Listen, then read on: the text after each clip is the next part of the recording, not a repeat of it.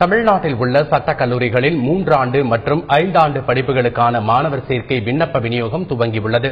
இதுகுறித்து தமிழ்நாடு டாக்டர் அம்பேத்கர் சட்ட பல்கலைக்கழக துணைவேந்தர் வணங்காமுடியுடன் எமது செய்தியாளர் மேற்கொண்ட நேர்காணலை தற்பொழுது காணலாம்.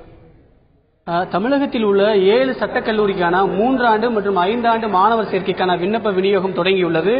3 ஆண்டு படிப்பிற்கு ஜூலை 15 அதேபோல 5 ஆண்டு படிப்புக்கு ஜூன் 30 தேதியும் பூர்த்தி செய்யப்பட்ட விண்ணப்பங்கள் சமர்ப்பிப்பதற்கு கடைசியாகும். இதுகுறித்து மேலும் பேசுவதற்காக தமிழ்நாடு டாக்டர் அம்பேத்கர் சட்ட பல்கலைக்கழகத்தின் துணைவேந்தர் திரு வணங்காமுடி நம்மிடம் இருக்கா. மேலும் அவரிடம் கூடுதலாக கேட்போம். சார், இன்று துவங்கி இருக்குது, எந்த மாதிரி ஏற்பாடு செஞ்சிருக்கீங்க? கடந்த ஆண்டு விட இந்த ஆண்டு எத்தனை அப்ளிகேஷன் அச்சடிக்கப்பட்டிருக்குது? இந்த ஆண்டு எங்களுடைய எதிர்பார்ப்புப்படி 5 ஆண்டு மற்றும் 3 ஆண்டு சட்டக்கல்விக்கு விண்ணப்பங்கள் அதிகமாக தேவைப்படுகின்ற காரணத்தினால் கடந்த ஆண்டை காட்டிலும் 1000 விண்ணப்பங்கள் அதிகமாக அச்சடித்துள்ளோம். அந்த விண்ணப்பங்கள் அந்தந்த கல்லூரிகளுக்கு அனுப்பியுள்ளோம். இன்னும் அதிகமாக விண்ணப்பங்கள் தேவைப்பட்டால் அவை அச்சடிக்க தயாராக இருக்கின்றது.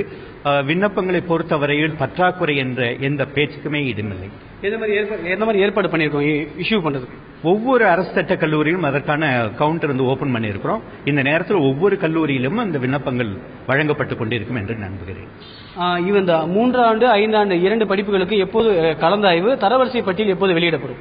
இப்ப 5 ஆண்டு சட்டக்கல்வியை பொறுத்தவரையில் ஜூன் திங்கள் 30ஆம் நாள் கடைசி தேதி. எங்களுக்கு ப்ராசஸிங்க்கு ஒரு 10 நாளாவது ஆகும். அதனால 15ஆம் தேதி தரவரிசை பட்டியல் வெளியிடுவோம்னு நினைச்சிட்டு இருக்கிறோம். அந்த மாதிரி போகுது. 3 ஆண்டை பொறுத்தவரையில் 3 ஆண்டுக்கு குறைந்தபட்ச தகுதியே பட்டப்படிப்பு இருக்கணும். தமிழகத்தில் உள்ள அனைத்து பல்கலைக்கழகத்தினுடைய தேர்வு முடிவுகளும், அண்டர் கிராஜுவேஷன் தேர்வு முடிவுகளும் அது வெளியிட்ட உடனே மார்க் மதிப்பெண் பெற்று அதை ப்ராசஸ் பண்றதுக்கு எங்களுக்கு கொஞ்சம் நாளாகும். அதனால ஜூலை 15ஆம் தேதி இறுதி நாள். எங்களை பொறுத்தவரையில் ஜூலை இறுதிக்குள்ள தரவரிசை பட்டியல் வெளியிட்டுருவோம் நினைக்கிறேன்.